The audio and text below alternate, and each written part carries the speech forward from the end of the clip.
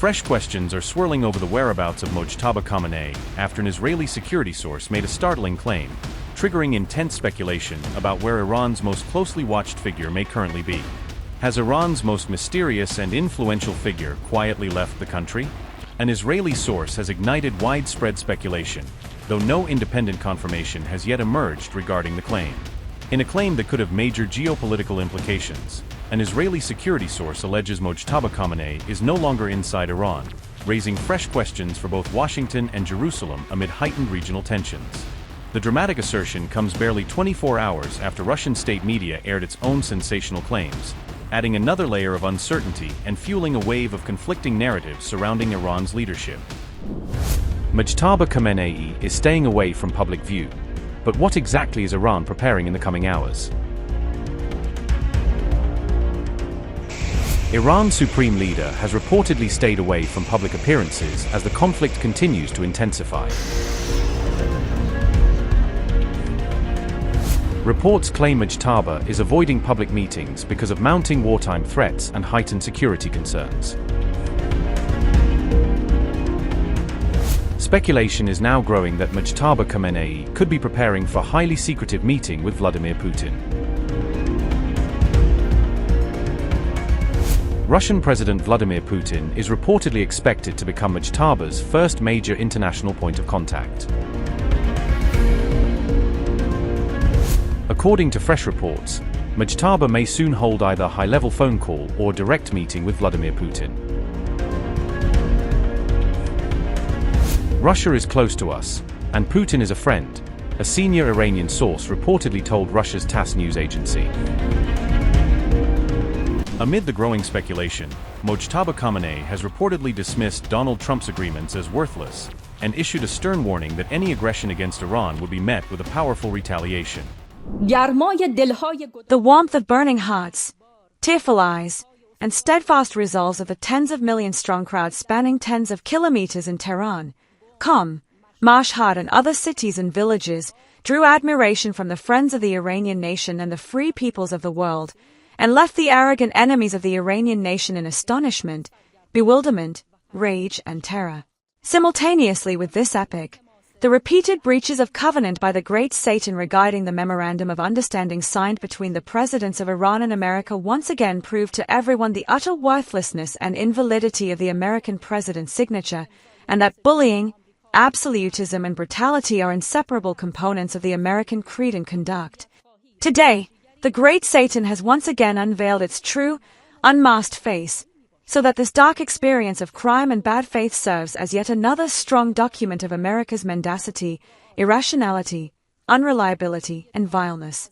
Now that the American enemy seeks warmongering and the imposition of heavier costs and greater disgrace upon itself, let it know that the D-Nation of Iran and the Resistance Front have unforgettable lessons for it, lessons of which the valor of Islamic fighters and the zeal of the brave people along the Southern Front have shown examples in recent days. It is necessary to tell you, the loyal and proud people of Iran, that among the most fundamental matters in this period is the insistence on unity of word and sacred solidarity at all levels of the people and officials, and in all arenas, for the realization of the lofty ideals of the Islamic Revolution and the securing of the dignity and independence of Iran, especially in the face of the criminal and cunning American enemy, as has been repeatedly and emphatically pointed out before. Safeguarding unity and refraining from discord, conflict, political divisions, and highlighting social differences is a duty incumbent upon everyone, and of course, the role of officials and those devoted and deeply attached to the revolution, the Imam, and the martyred leader, in the cohesion and integrity of the country, is more important and sensitive. The enemy must not perceive any sign of weakness from us, including this kind of weakness, for whenever we fully observe these precautions, the enemy will inevitably be forced to retreat. Once again, I sincerely thank each and every dear citizen, who themselves are the mourners of the father of the martyred nation and who, despite hardships, some limitations and adversities, created a historic epic in the great event of the farewell to the martyr of Iran.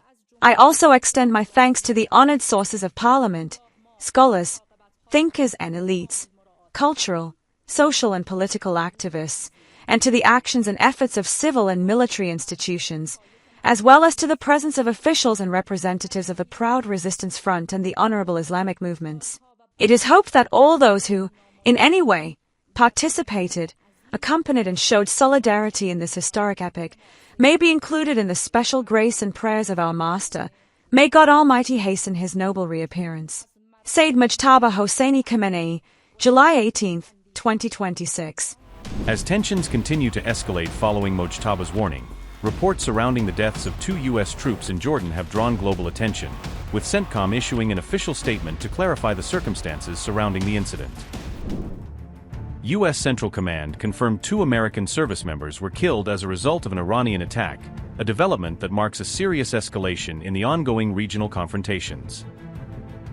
CENTCOM says the 2 service members died on July 17 after an Iranian missile struck a position in Jordan, with the incident occurring amid a broader wave of strikes and counterstrikes.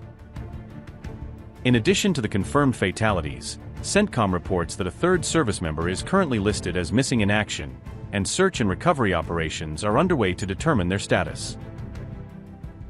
For other U.S. personnel who sustained injuries in the same series of attacks were medically evacuated and admitted to Jordanian hospitals for treatment and stabilization, according to military statements. CENTCOM reports that several additional service members who suffered relatively minor injuries were treated and subsequently returned to duty, reflecting a mix of casualty severities from the strike.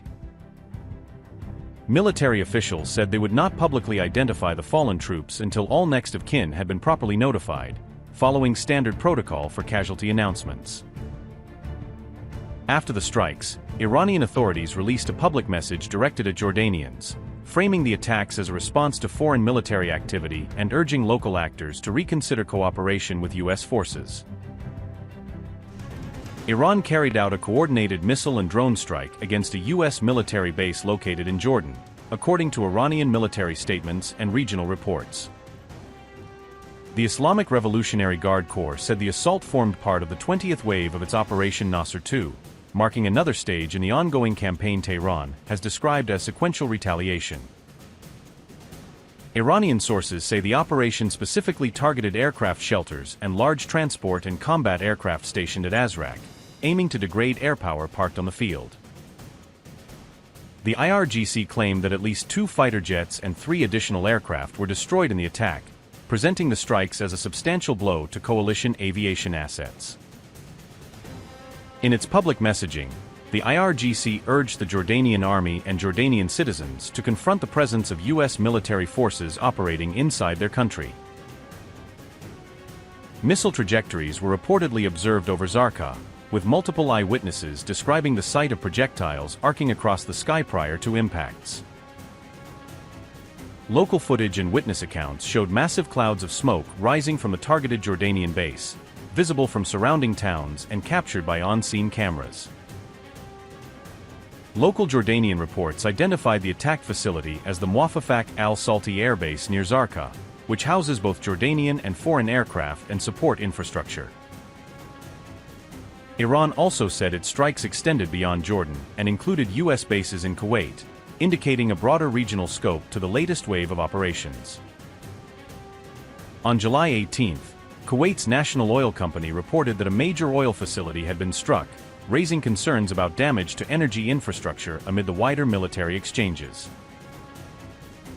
Following the strikes, residents in Bahrain reported hearing air raid sirens and explosions, with social media posts and local outlets relaying scenes of alarm and disruption. Washington is no longer striking only military facilities.